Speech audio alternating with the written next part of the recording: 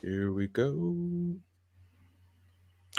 Hello and welcome into the Knicks game, the Knicks-Verse pre-game show with my man Quis and my boy JD of JD Sports Talk and KFTV.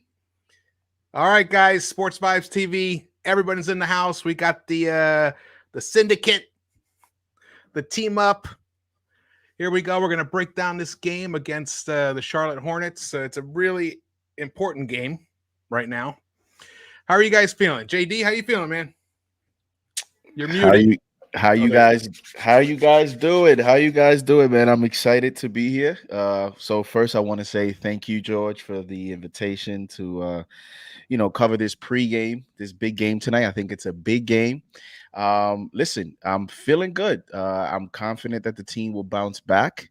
And I know right now that there's a lot of questions going around with this team, a lot of questions that need answers, and a lot of mysteries that need to be solved. So I'm excited to cover some of that today. And, it's a big game tonight. So I hope they show up. Oh, man. I'm excited about tonight's game. I'm excited too. Quis, how you doing, man? Yeah, I'm excited. I'm pumped for the game, but I'm also conflicted. This is a big game. Knicks have to, get things back in order. But I also have LaMelo on my fantasy team, so I kind of want a decent statistical game from him tonight as well. So I'm cool if LaMelo goes out there, gets a triple-double with an L. That would work well for me, put the odds in my favor for this matchup. Earn a little bit money for the week as well. So hopefully the Knicks can figure this out and put on a good show and show at least the starters have a lot more better or much better effort or defensive intensity, because what we saw in that last game is not going to cut it tonight. Yeah. I think from listening to the post-game interviews or whatever, the practice interviews, seems like the starters got the message. I mean, they didn't even feel like they deserved to get back out on the court because the bench was doing so well and showing them what they should have been doing all along. So I really liked hearing Fournier's response, RJ, even Kemba. Did you guys watch Kemba's Yes. interview? What was your take? What was your take on Kemba's what he said or how he was, his demeanor and everything? Well, the first thing that comes to mind is this is a player that is just tough not to root for him, right? Yeah. Like the first thing you see, in his interview is, accountability. Like he was mentioning, they had asked him about some of the root of the problems, and the first person that he went to was himself. He says, I feel that I need to do more. I need to be aggressive. And that came off of a long pause. Yeah. And he was sat there for a second and then he said what you said. Yeah. Because and it's interesting you say that, because it was going to lead to what I was going to go to, in that he's saying the right things. He understands how important he is to the starting unit, to their flow and their rhythm. But there's a physical aspect right now. There's a confidence thing that's going on with him, to where I think he's trying to find himself in, how can I be effective? What is the way that I can actually be effective? And sort of a mental transition of, maybe this is who I am, not as a player, but in terms of physically, maybe this is the most that I can do. So then now, how do I find ways to impact the game? And I think the biggest comparison to that is Derrick Rose. Derrick Rose had at one point the same conversation with himself, because this is a guy that used to be an MVP caliber player. He was an MVP player, and he was, you could argue, top 3 most athletic guards in the history of the NBA. And now we've seen Rose transition his game into a more efficient player than he was even before. So I think it took him a while. It took him a while to accept that. Remember the first journey here with our Knicks? Great point, George. Yes, it took him that stint. It wasn't the best one, and Rose's play now is making everyone forget about the first time he was here. And so I think Kemba right now, yeah, because a lot of us, we forget what happened the first time Rose was here. And I think Kemba I didn't want him back, is honestly. at that stage. yeah, we know that. So you pie in my didn't face like for that one. I'll live with it. I had my reservations. I've been vocal about it. I was worried. I wasn't that happy with the way he left it up. But that's in the past now. He's transformed, like you said, into a. He's looked at his skill set.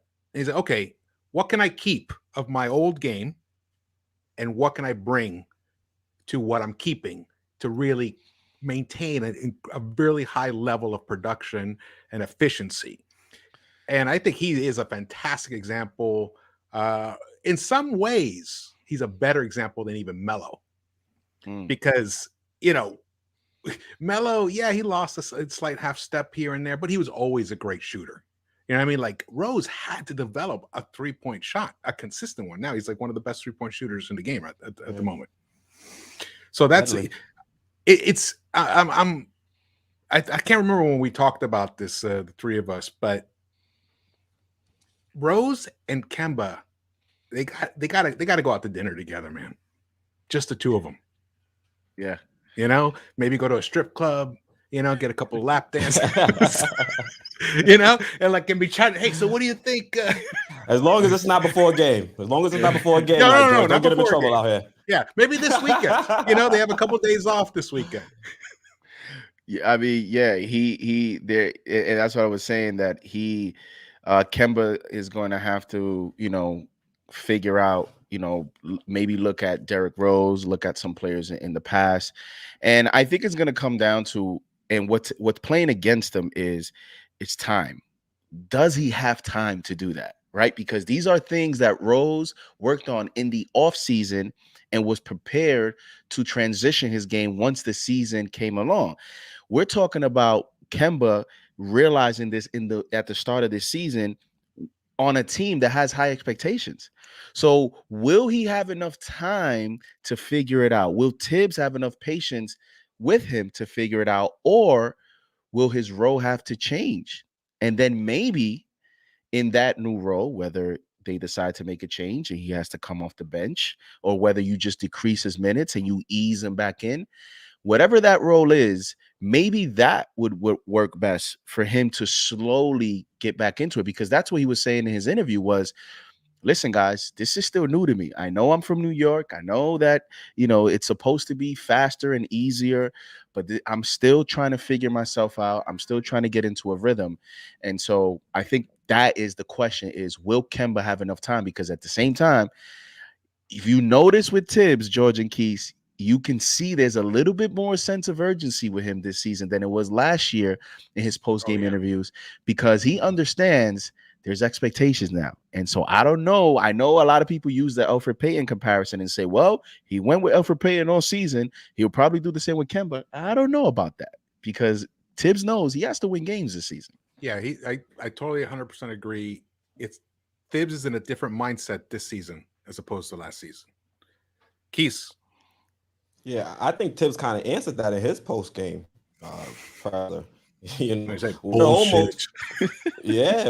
almost 20% through. He dropped the dookie. So yeah, he went crazy. So I think Kemba's gonna have to figure it out quickly, or like JD said, we're going to see some changes in the rotation, whether that's using Kemba like we did with Elf, where we give him the Elf treatment and play him to start the game, but only play him maybe 5-6 minutes, and then see Derrick Rose rely heavily upon him. Or we're gonna have to elevate Derrick Rose into the start lineup, maybe have Kemba come off bench, see if that doesn't, see if Kemba can fit in with that second unit, and maybe even get McBride some minutes as well in the backup point guard spot. But I hope Kemba's able to figure it out, because when he's lighting it up out there, this team is extremely hard to guard, and I think RJ Barrett, Julius Randle, they all benefit from Kemba Walker being out there and being a offensive playmaker and a difference maker.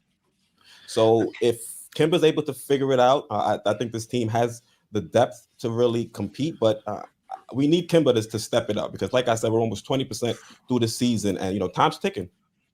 Time is ticking. A question for both of you guys and the Wait, chat. before you do that, save that question.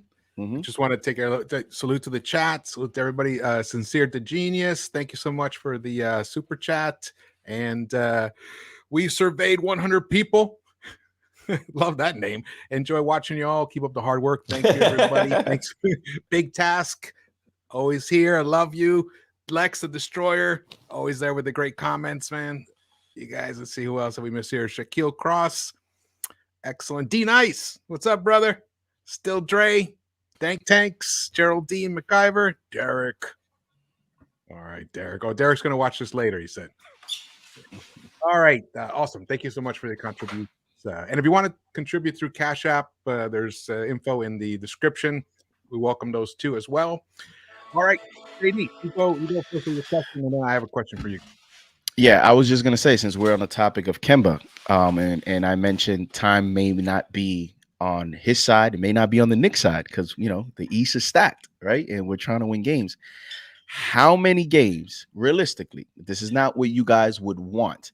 Realistically, how many games you think it goes if he continues to play this way before you think the Knicks should make some type of move? How many more games are you giving Kemba? I'll go first because my answer is really short, because I posted a whole video last night about it. I'm calling, if Kemba doesn't show us something tonight, Monday we have to make the move.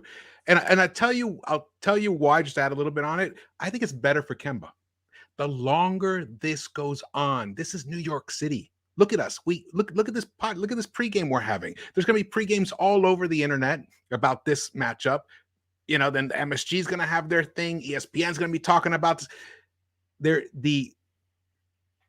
They are under the lens, and the longer that he continues to struggle while under that microscope, the more pressure is going to develop. And that could have a very negative inverse effect. And I think actually his offensive game has been suffering because of his deficiencies on the defensive end being so highlighted. So that's my 3 cents. George is not playing Monday. How about you, Keith? I mean, I would follow suit with George. If not Monday, then Wednesday. I'm looking at the schedule. We'd have a soft spot against Orlando and Houston to kind of make that switch and try to see if the two lineups can try to gel within those two games. If Kemba is going to continue to struggle, look, if we lose the next 2 games, that would put us at a 500 team. And I think we all agree this team does not play to its best brand of basketball when you have Kemba out there struggling. So if we see Kemba not being a plus out there on the court and we were to drop these 2 games, now you're looking at a 500 team. And you've seen how the fan base has responded while we're losing games, but yet still over 500 and still pretty competitive in the East. So it would be within 2 games for sure. That way, the first unit and the second unit, when we make those changes, can kind of have a soft landing spot against the Orlando Magic and the Houston Rockets, 2 young teams that we should be able to beat pretty easily. Yeah. Knock on glass or whatever. All right, JD, you answer your question. I'm with you, Keith. I wanted to go last because I don't want to cop out here. I don't want to cop out here, but I think I do think that they give it a little bit more time. How much more time that is? Kemba is still like a veteran. The coach has to be careful with the locker room. You have to take that into account. And I do think it will be depending on how the games go. So in other words, let's say the Knicks lose tonight, but Kemba scores 15 points. Still doesn't give you great defense, but at the same time, you know what I mean? Like, I think it's going to come down to how he plays. If he plays, but if the team is losing and they're losing as a result of not great defense, and we continue to give up these threes and our perimeter deep, I think it depends on some factors. But if it's Kemba himself, if we're talking about just evaluating him individually, Me personally, man, I'm giving it like maybe 5 more games. I don't really think it matters who the opponent is, because when you make a change, you make a change, right? Like he made a change in game, what was it, game 3 or game 2 of the playoffs against the Hawks. You know, we never had that combination happen before, and he had to do it. So the Knicks do have a tough stretch after what Quis said. They have 2 games, and the Knicks really have a very tough stretch after that. At that Lakers, point, Suns, Hawks, and Nets, 4 in a row. Yeah. You just gonna skip Chicago twice? Yeah, twice. Y'all got some respect on Chicago's name. I'm the only one that Chicago. Yeah, and you talk about after Orlando, Houston. You're talking about at Chicago, Lakers, Phoenix, at Atlanta, at Brooklyn, Chicago, Denver, at San Antonio, at Indiana, at Toronto, Milwaukee, and Golden State. Oof. And by that point, December 14th, CJB, you want to make a change like that in the middle of that stretch? Yeah, that's why you have to do it now. That's why I hear you. I hear you in terms of you want to see what he can do. But here's there's a big difference between Kemba giving us 15 points just because he gets us 15 points because he's a great shooter or whatever. But if he gives us 15 points but shows that he's learning how to adapt to the situation that he's in, then you're like, okay, then it's something he can build on in the next game. If he's able to, let's say so he's struggling getting all the way to the rim. What if he starts kissing it off the glass, 3 or 4 feet away? Maybe he shows his little floater. Maybe he does a little short mid-range jumpers and he starts connecting on those. Or he starts driving and spraying the ball, kicking it out more. He hasn't really done that much of it. I can't even remember a time that he did it significantly. So if he starts doing that kind of stuff, JD and Quis, yes, I can see him holding on to his role, because basically it would be an elevated version of what Peyton gave us last year without the inefficiency, offensively. So in that case, maybe. But in my opinion, I think we're past that. But I'm open to waiting till midway next week. I don't disagree with you guys at all. Like if they want to make the move now, you can make the move. They want to make it in 2 games. I just think that when you look at just giving it a little bit more time, like remember what happened with Emmanuel Quickly early on. People were talking about let's bench him and put McBride. Like we're ready to bench anyone as soon as they have 2-3 games, and we're like, and look at IQ now. He took some time, and this is a player that was here last year, although albeit this is only his 2nd year, but he was still here with that bench unit, and with that same bench unit, he struggled, and now he's turned it around. So I'm just saying, because when you talk about a veteran like Kemba and the storyline, you're going to make this move now. You have another 60-something games that you're going to have to look at him at the bench. And as a head coach, you want to make sure that you keep his respect, that he still buys in. And I think you just want to make sure that when you have that conversation, there's some evidence and you have some type of like, listen, okay, let's sit you down, Kemba. It's been 15 games. We're going to make a move. That way he can say, all right, it makes sense. I'm still going to buy in. I'm still going to cheer my teammates. I just worry about the after effect. There's been no concerns about him as a teammate from everything that I've heard. He's a great teammate. So I'm sure he'll take anything and he'll be fine with it. But I would give it just a few more games just to see if he can turn around. Because all he has to do, George and Quis, he just has to hit shots. I don't even want him to go to the basket. Just hit shots. So give him a few games. That's why we got off Let's to see if he does that. Because he was hitting. He was leading the league 58% or whatever it was. Yeah. Here's JD, one thing. George. One thing, just to counter, not the counter, but just to throw a little additional context. When it comes to IQ and Kemba, I think the difference between benching the two is I think fans want to bench Kemba now because we're seeing that there's some physical limitations. So I think the driving factor between wanting to bench IQ and wanting to bench Kemba, those were 2 different things. I think you want to bench IQ because you felt like he was struggling. He's still a young player and he might need a little bit more time. But with Kemba out there, he's not hitting his shots. He's also a major liability defensively, and kind of want to start games a lot better. And if you bench Kemba and potentially put Derrick Rose in there, I think you just have a better fight, a better chance coming out the gate as opposed to trying to, claw yourself back every game, because this is what the second or third game in a row we've had to fight our way back. Yeah. To add on that, look, if you're going to get benched for somebody, to get benched for the MVP, who, by the way, when he came to this team, played on the bench. He's played on the bench the whole time. So if anyone can help them accept taking a secondary role, it is Derrick Rose. You know what I mean? It's not like he's getting benched for, I mean, not that Deuce would, like for Deuce. You know what I mean? Like, wow, it's for Rose. It can, and also I'm not saying, and when I in the Knicks Fix in the Mix video, I wasn't actually proposing, I don't even know if I was that clear on it, that this would be a permanent thing. I'm saying now to give Kemba and Fournier time to learn the system, figure out what they're supposed to do on the defensive end, and to start getting more comfortable on the squad. And then you'll see, I mean, Thibs even mentioned, I have 10 guys. I'm looking at many different ways to arrange those guys. So that's in that respect. And even to add to that, and what you were saying as well, Quis, there's different layers to it, because you added that secondary layer of the difference. And there's a third layer in that I just think that this fan base, right? Because of the city, because of what Thibodeau was able to provide last year, because of the identity of what the team was last year, grit, defense, hustle, we gravitate to that. And we have two rookies. Love it. We have two rookies that play defense, that are gritty, that are tough, that hustle. And so I think we're just all antsy to see them play.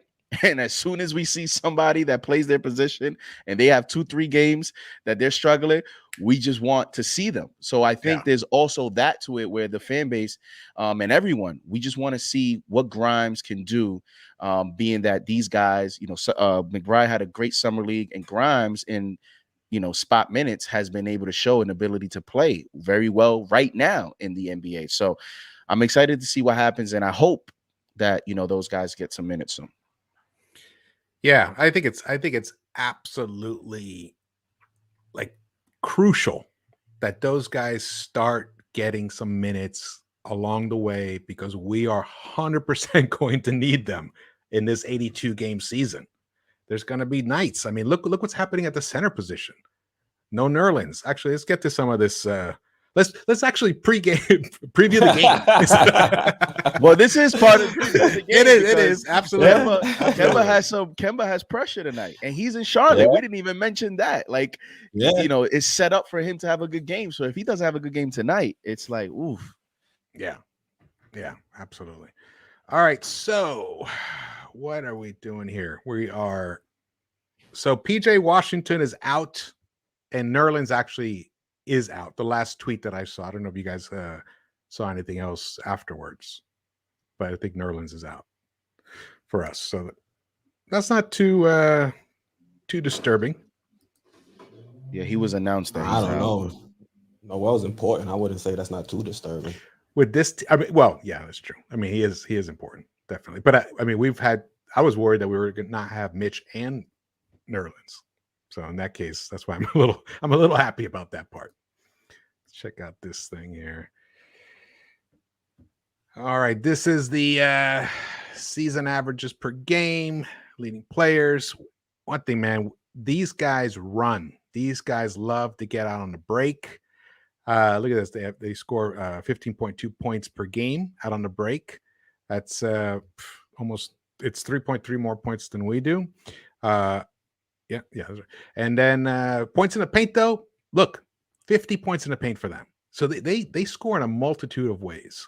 And second chance points were pretty even. They are much more active in terms of steals and the assists. 26.2. They are, they are fourth in the entire NBA in assists, and the Knicks are 22nd. That's just lack of ball movement. That's one of the things I think has really been killing us the most. And I like that Fournier talked about that in the interview today. Did you guys see that interview with Fournier? Oh yeah, I definitely saw. He said some interesting things in that interview. That's for sure. Whew, really interesting things. He talked about so the rhythm of their starting five and how he feels a lot of it is sharing the basketball. So Mm. I know that gets you thinking, Keys. Hey, I've been saying it, man, time and time again. I know that gets you thinking since you're very tough on a specific Nick. I'm not tough. I'm just honest. It's fair criticism, man. If his teammate is saying it, what do you expect me to say? He's sharing the court with him. He knows better than me. Yeah, what was I don't have it in front of me his actual quote, but he was talking about that, one of the root of the problems with the offense he feels is just they're not in a rhythm, they're not in sync. They need to Not, move. He not, said not play enough more. guys touch the ball. Yeah, not He enough said guys. everyone needs to touch the ball, and he is right. He's right. So is And he it's funny, talking people about kill Clyde. ISO Randall? Yes. We know who he's talking to. Who else has the cachet to be a ball stopper out there in the star unit? Here Yeah. we go. It's only one person. But you know what? I mean, let's be real though. I mean, have we seen much going on between RJ and Fournier, or even RJ and Kemba? I can't even remember a nice dime between those three. Mm. You know, even Kemba has struggled getting the ball to Mitch. That's why yes, Randall is a culprit because we understand that Randall is our number one option in that starting five. But I'm also looking at Tibbs for some of this stuff in terms of dictating the offensive game plan. I would want RJ to be more involved early on in a two-man game with Mitch, because I think that in the small plays that you've seen them two play together, two things happen. Number one, when Mitch sets the screen to allow RJ to drive, the spacing that RJ gets in front of him to get to the basket is significant because of Mitch's strength. He has a wide body, he's stronger, he's 7 feet. And Mitch kind of reminds me, like Jericho Sims, like the Dwight Howard. They can set very good screens. And then what that allows is it allows RJ to have spacing to either drive to the basket for a layup, or if the center or the big man comes to him close enough, he can throw a little alley-oop to Mitch. That's one way you can start. The other way you can do Fournier and Randall in a two-man game. Run more pick and rolls. So there's different creativity and different ways that we can attempt to get this starting five going. And I think what's happened is once we miss 2 or 3 shots, we revert to, you know what, let's go past half court and let's just give it to Randall. He's going to save us. And then Randall programs himself to that mindset, and then he goes into his own thing. And then when he doesn't hit shots, everything boils down. You look up at the scoreboard, and then we're down 10. So Snowball effect. Absolutely. Randall, I'm trying to find his stats here. For his mid-range game has completely left him this season. I think he's shooting like 20% from. Do you guys know what the stats are on that? Mid-range? Not specifically, but I do know towards the end of last season, his mid-range game was starting to go away from him as well. That was an article that they had dropped as we were heading into the playoffs, where his mid-range percentages, he wasn't as efficient from that spot on the court. Yeah, and he was the number one scorer and efficiency on the right baseline. That mid-range, kind of like 15-footer, the mellow area, the mellow zone. He owned the NBA in that. And this year, he still hits it once in a while, but it's not at the level of consistency that it was. And he really, his whole game is predicated upon hitting that shot. But the inverse is he's dunked more this season. Like we talked about this before than I remember him dunking all last season. So that's a positive. That's a positive. Let's see here. So this is going to be a high scoring game. Look at this. We're the second and sixth highest scoring teams in the NBA. We are 16th and 18th in rebounding. The assists is a big disparity. The 3-point shooting percentage, Charlotte's first. We are fifth. Pace is a big disparity. Net rating. Wait. Say that again for 3-pointers. Charlotte is what? first, Mhm. 37.9%. Yep. All those open threes.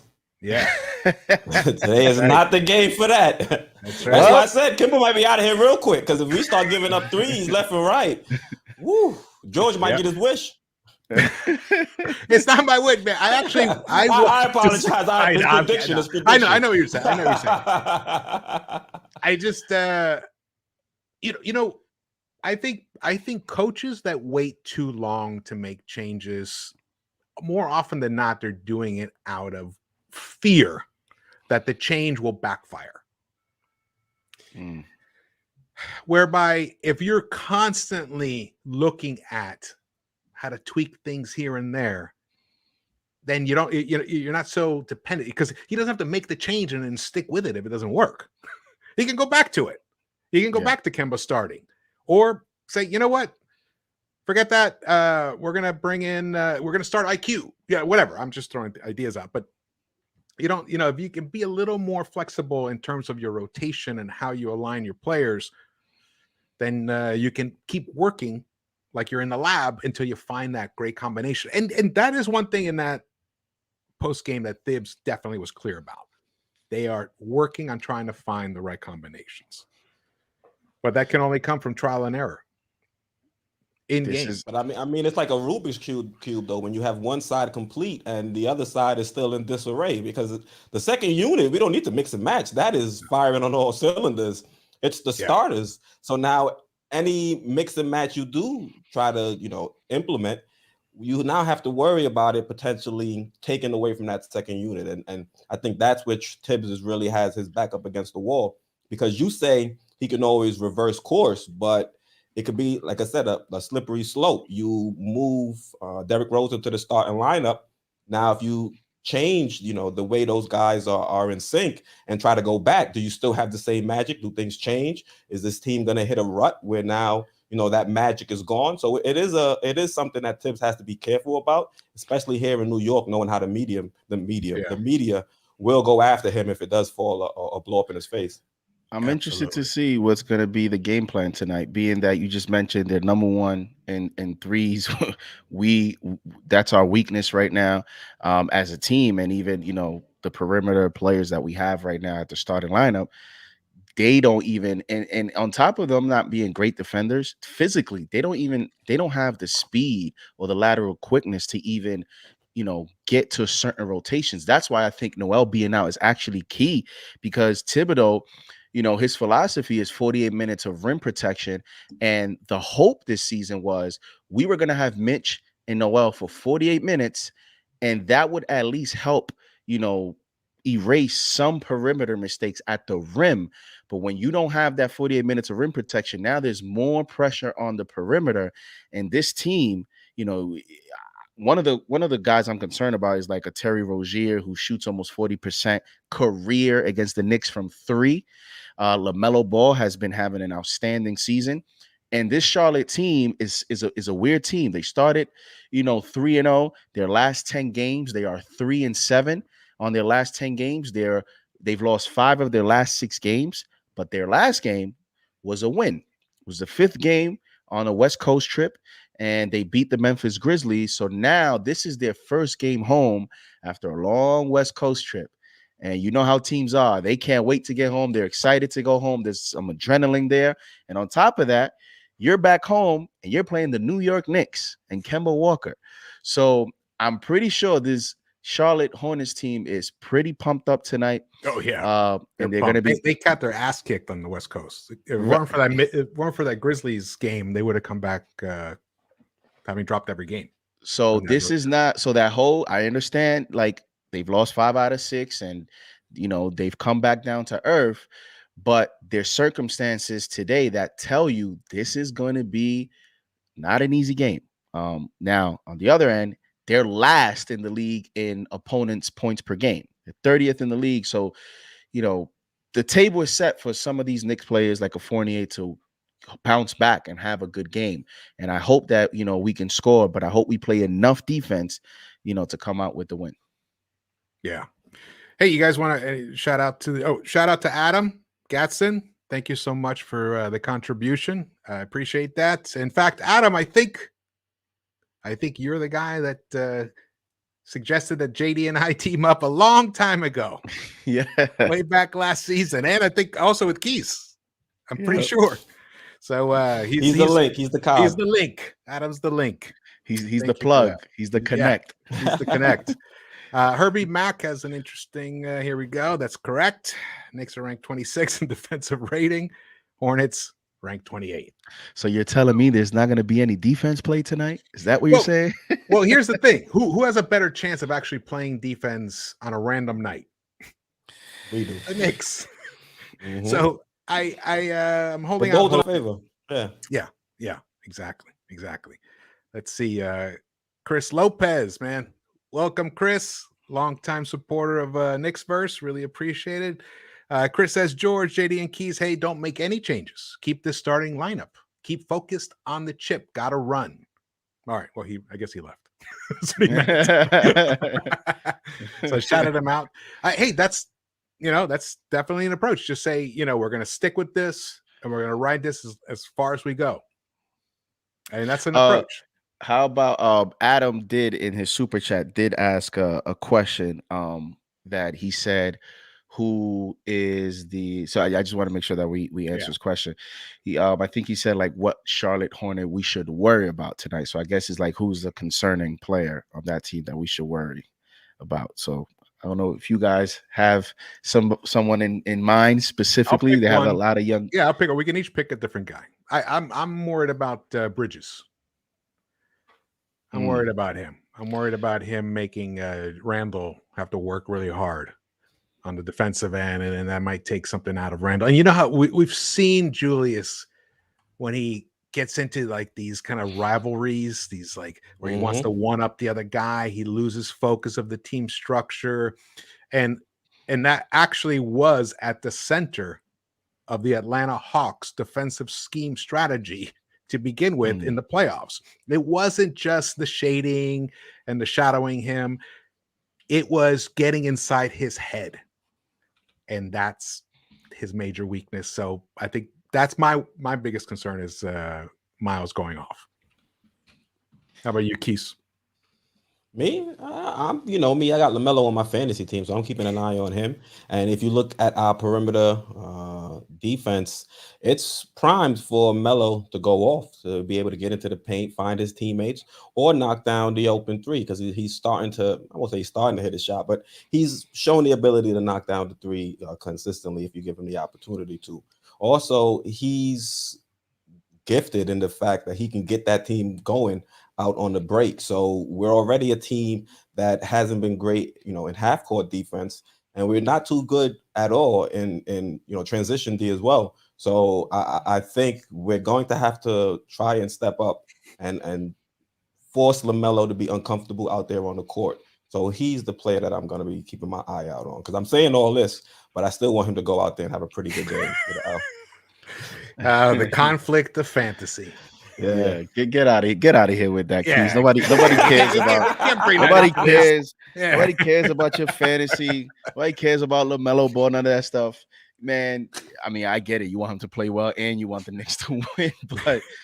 But man, if he has a great game, it's going to be tough. My guy is going to be, and it's not even to be different. He's my answer, regardless of what you guys were going to say, is Terry Rozier.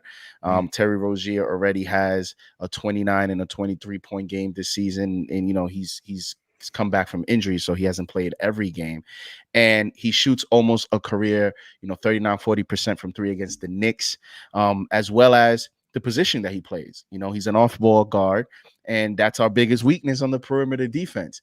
So. And you could just see a Terry Rozier type guy could be a guy that goes off tonight, has some type of career high, and is the difference in a high scoring game and us winning or losing. And so I think if we can at least keep him under control, the Miles had a great start, but I believe, his last about 7 or 8 games, he's shooting 31% from three. His percentages has gone down. He's still averaging 18 points his last 8 games. But I think when you talk about potential just wrecking the game, offensive explosion. Terry Rozier is a guy that I'm very concerned about us keeping, containing tonight. Yeah, I agree. Terry always he always makes me worry because he can light it up. Mm-hmm. Yep, You guys have looked. We've seen it. Pat Connaughton, career high 7 wanted threes. Terry on this team. Grayson Allen, Pat Connaughton, career high. Jaylen Brown, first game, career high at 46. OG, career high. So it's like these guard wing players, like that position that really not just really career highs, but also like quarter highs. Ricky Rubio. Ricky Rubio, that was a killer. Grayson Allen, yep. All right, shout out to still Knicks fans. Thank you for joining us, man. And here's an interesting chat. Evan versus Hayward, who the Knicks really wanted instead of Evan. I don't know about the Knicks, but I know Thibs definitely wanted him. Thibs definitely wanted him. What do you think, Quis? I mean, I didn't want Hayward at all, but I didn't want Fournier either, so I'm kind of stuck. You wanted Powell. I wanted Norman Powell, who's been balling over there for the Trailblazers. But if you look at Hayward, he was good in his last game. He had 25 points, 6 of 5 from the field. That is going to be a weakness. We know Evan, his perimeter defense is an area of concern. And Gordon Hayward has shown the ability. I think to start the season, he's been solid. So he could go off. He could knock down some threes. It's just, I don't think Evan Fournier is our biggest issue. I think when it comes to the starting lineup, it's more so when Kemba allows the point guard or somebody on the perimeter to penetrate and then get everybody into a frenzy. So that's it. That's what we've been getting killed. Yeah. We've been getting killed on the penetration and kickouts. That's why those guys are wide open. So I'm not that concerned about Fournier versus Hayward as opposed to whoever's Kemba's going to be matched up against. And it could either be Melo or it could be Scary Terry. So that's the real matchup I think we should be keeping an eye out on, how Kemba holds up against whoever he's guarding. I love Scary Terry. I wish he was on until he's killing the Knicks, and then you're like, when he's killing the Knicks, I hate him. For him. But I would love him on our team. And I mean, is the question the matchup or is it like the acquisition? Because I'm trying to see if he's referring to more. I think he was referring to the matchup in light of how interesting it is that Thibs actually wanted Hayward, but then he's got and in essence, Fournier replaced Hayward on the Celtics per se. My only concern with Hayward has been, injuries. He's 31 years old now, and he that's not that old anymore, JD. I don't know, man. You see these new rule changes. You see in a lot of these 32, 33-year-old players, they don't look the same. That's right. You see James Harden, 32, 33, Dame Lillard, a lot of these players that relied on, the way that the game was reffed before. They're not getting to the free throw line as much. And then now I wonder, like a guy like Dame and Kemba, these smaller guys, the way the game is ref now, do you need to be, do teams pivot a little bit and go a little younger or bigger at certain positions? Because if this game is going to trend towards, not saying it's going to get to the 90s, but it's going to be more balanced and a little bit more physical, then, it's going to be a challenge for some of these players. But with Gordon Hayward, 31 is still, I agree with you. It's still young. And he's a shooter. He's not he's never been known for his speed necessarily. He's not a slow guy. He's athleticism. He's athleticism. He's a skills guy. But he's played 44 games last year, and the season before he played 52 games. And so we already have Mitch, Noel. We have some players that, Kemba.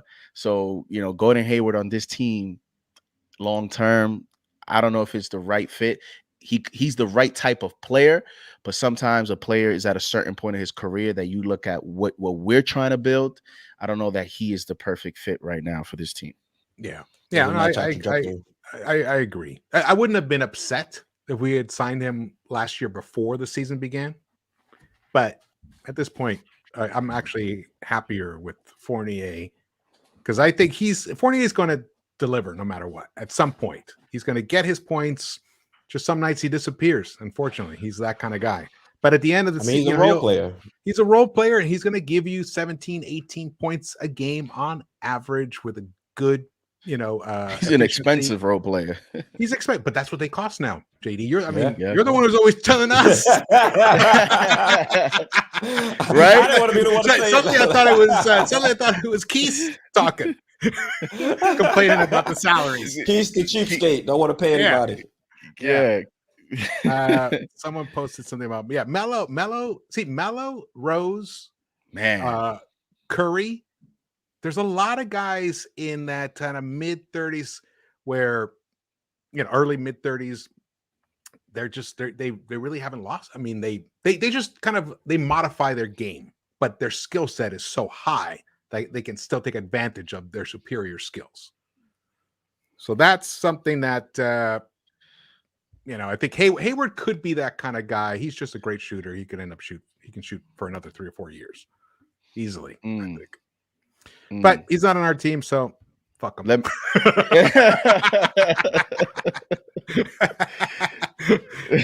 All right, what do we got here? You guys want to shout anybody out in the chat?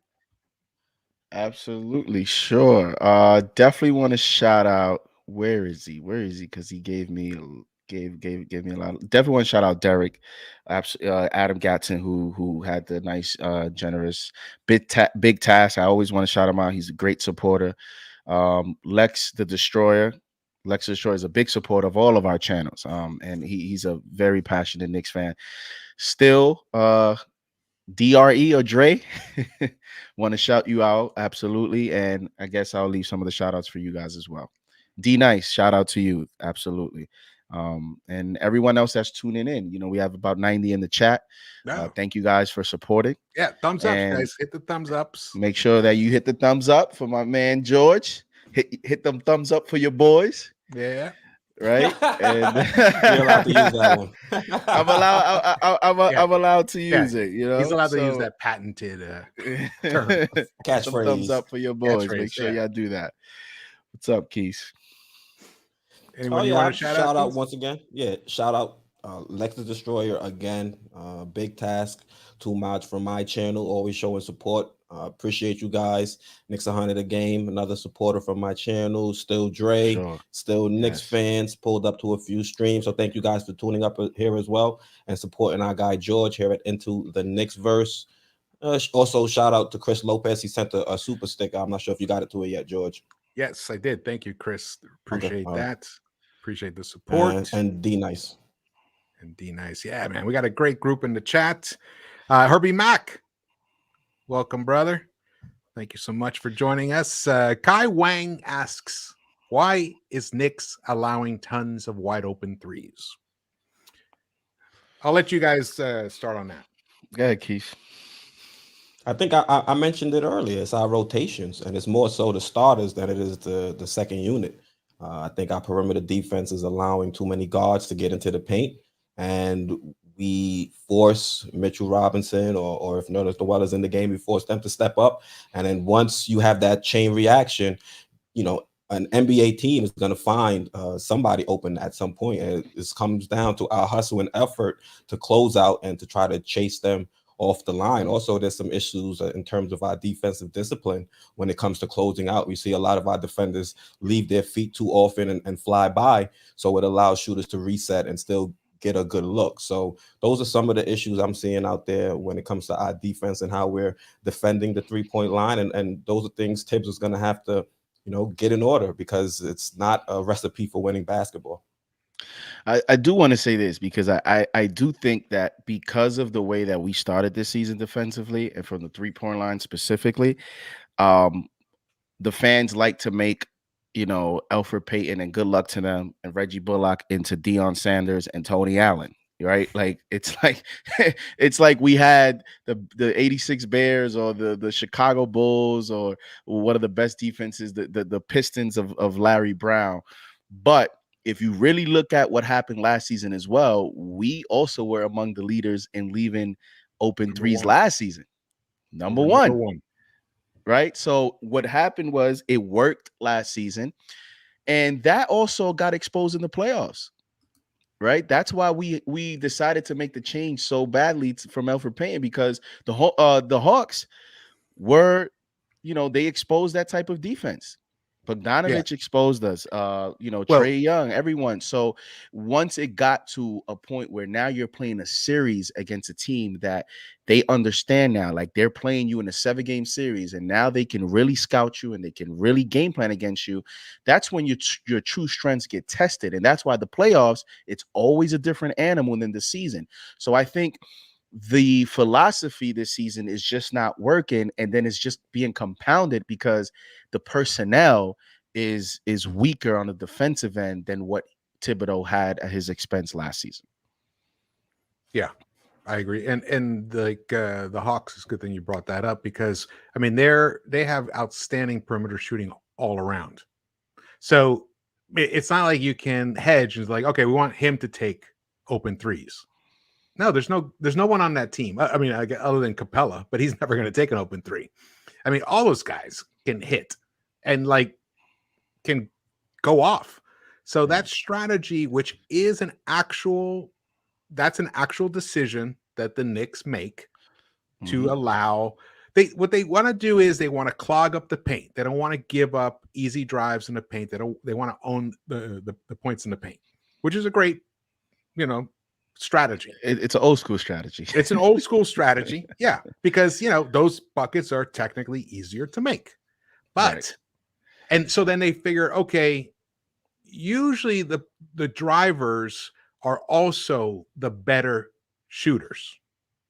So if they're driving, they're not going to be out on the perimeter shooting. But most teams now, they filtered out those other kind of middling players, and they have great 3-point shooting all around. Almost every squad has at least 3 guys now. Right. And to that point, George, great point. To add to that is it's a philosophy that worked last season, and they got away with it because they had more perimeter players. So even when they were playing regular defense, the pace was different because of the point guard position with Elfrid Payton.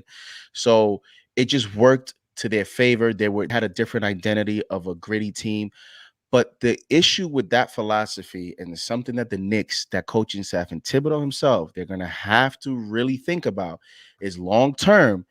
We understand that's your philosophy, and you said that's a decision they make. However, you're battling that philosophy in a time where the league is looking to improve that. In other words, the talent on this league, the shooting on this league, every year continues to go up and up. Just look at this draft. We were trying to trade up to get a Chris Duarte. We were trying to trade up to get Troy Kispert or Murphy. Like, this is what's valuable now. So you see it around the league now. All these teams, shooting is a premium. That's why we got Fournier and Kemba, because of their offensive talents. So you have this philosophy in the league that this is what they're doing, and you see it early on, it's getting exposed. Yeah.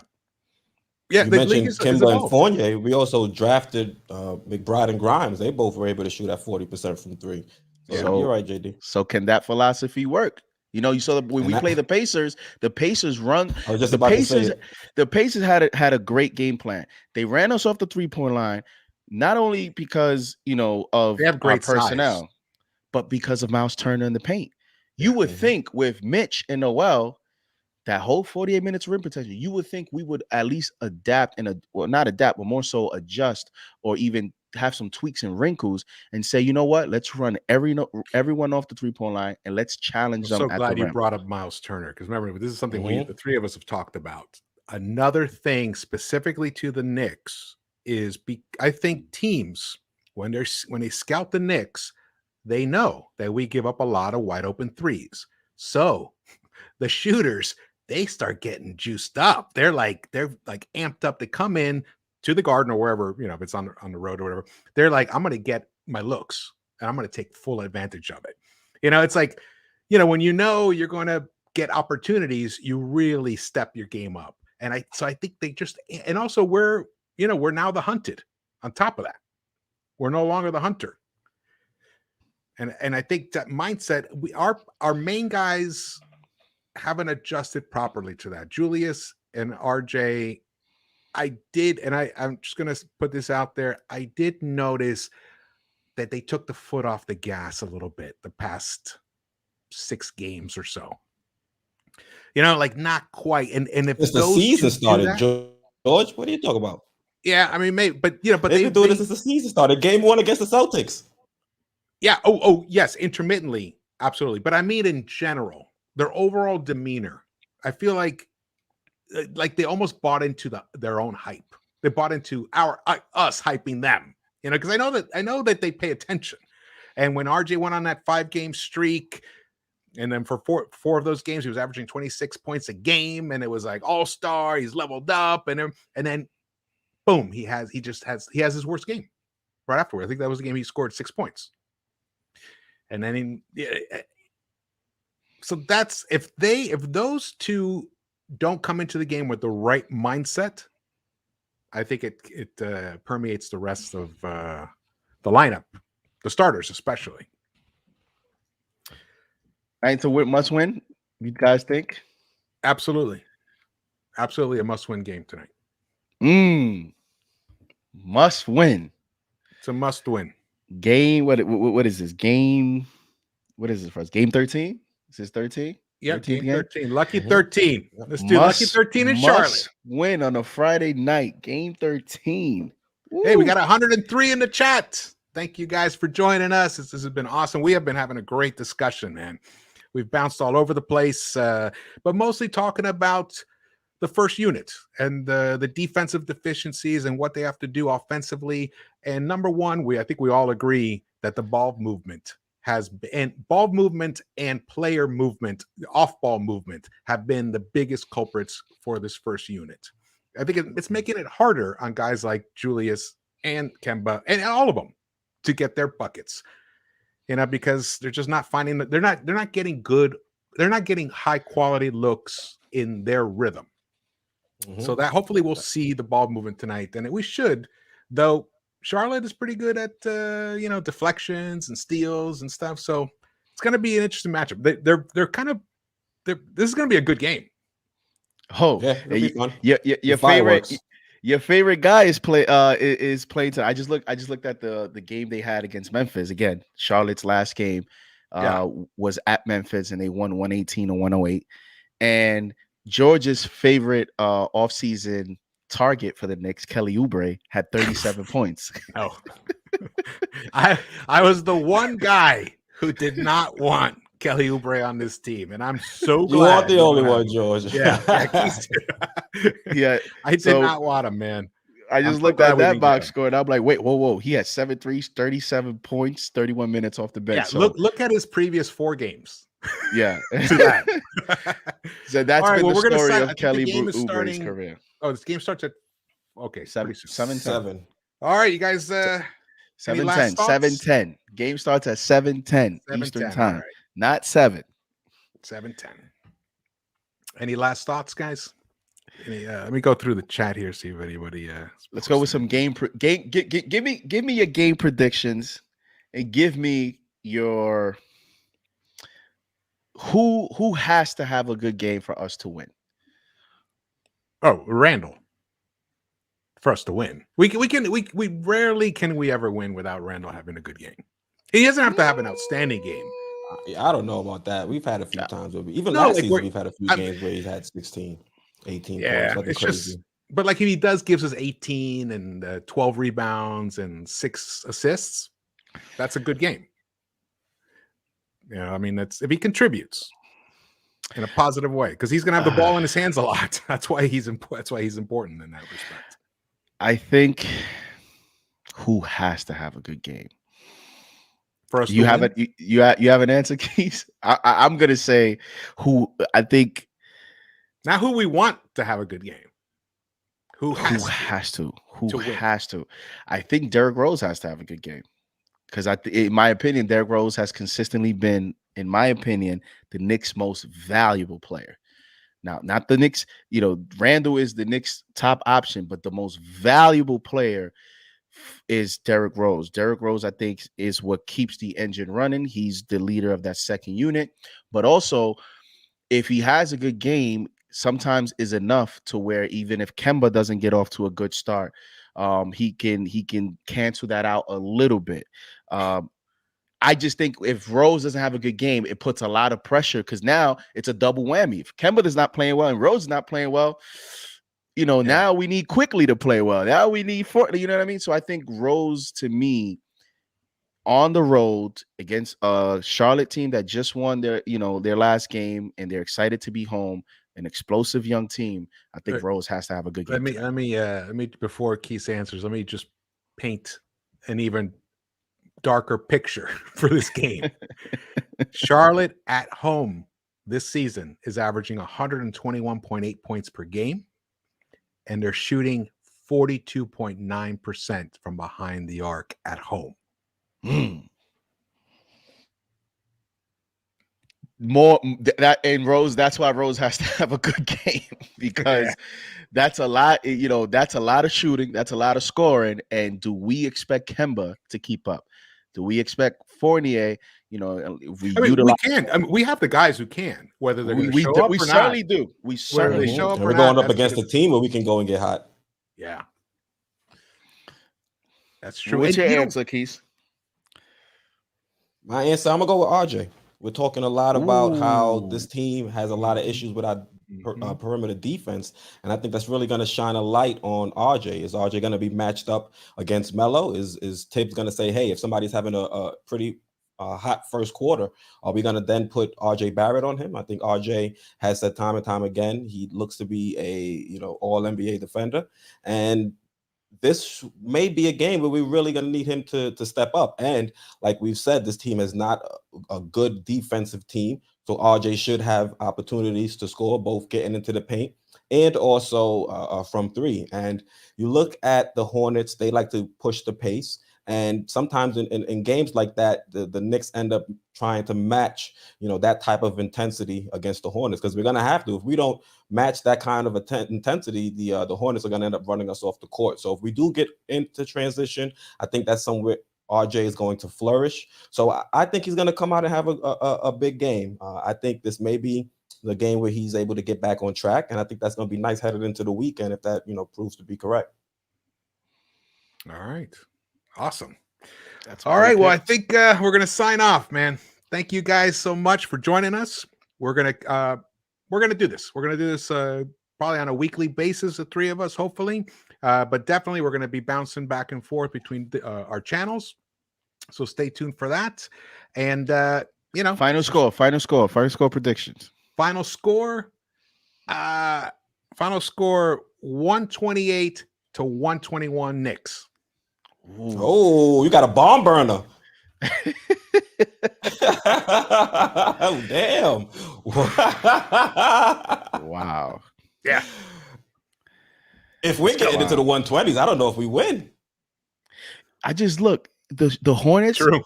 The Hornets in two of their losses have given up 140 points to the Kings and 140 points at home to the Celtics.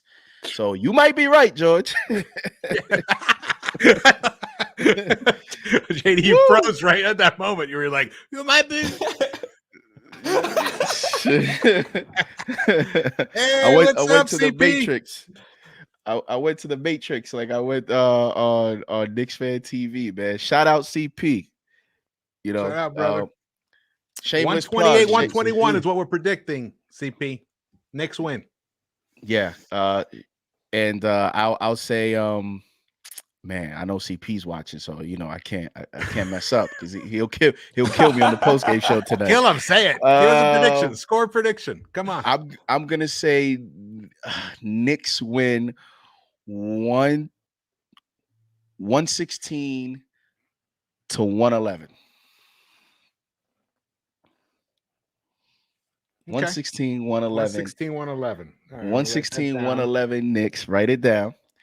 And so we need Keith's. Wait, 116 to 111. Keith. Well, you know me, I gotta give ranges since you're writing stuff down.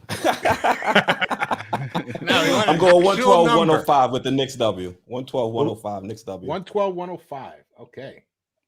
All right. This is gonna be interesting. You know, Big none of game. us are going to be close at all. It's going to be like Big- 98, 96. It'll be a defensive battle somehow. Big. Next time you got to big- think of a little wager, whoever's closest. Yeah. We'll game go with tonight, that next fellas. game. Big game. It's going to be an exciting game. Yeah, this is a big game. I think I